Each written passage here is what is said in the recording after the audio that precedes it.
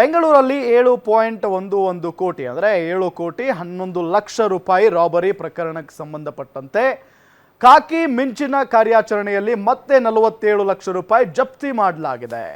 ಆಂಧ್ರದ ಕುಪ್ಪಂನಲ್ಲಿ ಆರೋಪಿ ನವೀನ್ ಮನೆಯಲ್ಲಿ ಹಣ ಸೀಸ್ ಮಾಡಲಾಗಿದೆ. ನೋಡಿ, ಬೆಂಗಳೂರಿನಲ್ಲಿ 7 ಕೋಟಿ ಲೂಟಿಯಾಗಿತ್ತಲ್ಲ, ಆ ಪ್ರಕರಣಕ್ಕೆ ಸಂಬಂಧಪಟ್ಟಂತೆ ಸಿದ್ದಾಪುರ ಪೊಲೀಸರು ಮತ್ತಷ್ಟು ಹಣವನ್ನ ಜಪ್ತಿ ಮಾಡಿದ್ದಾರೆ.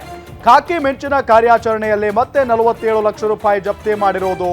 ಆಂಧ್ರದ ಕುಪ್ಪಂನಲ್ಲಿ ಆರೋಪಿ ನವೀನ್ ಮನೆಯಲ್ಲಿ ಹಣ ಸೀಸ್ ಮಾಡಲಾಗಿದೆ. ಈವರೆಗೆ 7.1 ಕೋಟಿ ಹಣ ಸೀಸ್ ಮಾಡಿದ್ದಾರೆ. ಉಳಿದ 10 ಲಕ್ಷ ಹಣ ಪತ್ತೆಗಾಗಿ ತನಿಖೆ ಮುಂದುವರೆದಿರೋದು.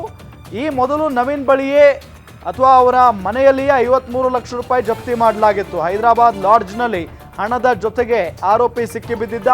ವಿಚಾರಣೆ ಬಳಿಕ ಉಳಿದ ಹಣದ ಬಗ್ಗೆ ಬಾಯಿ ಬಿಟ್ಟಿದ್ದಾನೆ ಈ ಆರೋಪಿ. ನೋಡಿ, ಅಲ್ಲಿ ದೃಶ್ಯದಲ್ಲಿ ನಿಮಗೆ ತೋರಿಸ್ತಾ ಇದ್ದೀವಿ. ಆರೋಪಿ ನವೀನನ ಮನೆಯಲ್ಲಿ ಸಿಕ್ಕಿರುವಂಥ ಹಣ ಇದು. ತಡರಾತ್ರಿ ಹಣ ಸೀಸ್ ಮಾಡಿದ್ದಾರೆ ಸಿದ್ದಾಪುರ ಪೊಲೀಸರು. ಫೋಟೋದಲ್ಲಿ ತೋರಿಸ್ತಾ ಇದ್ದೀವಿ ನೋಡಿ ಆರೋಪಿಗಳನ್ನು.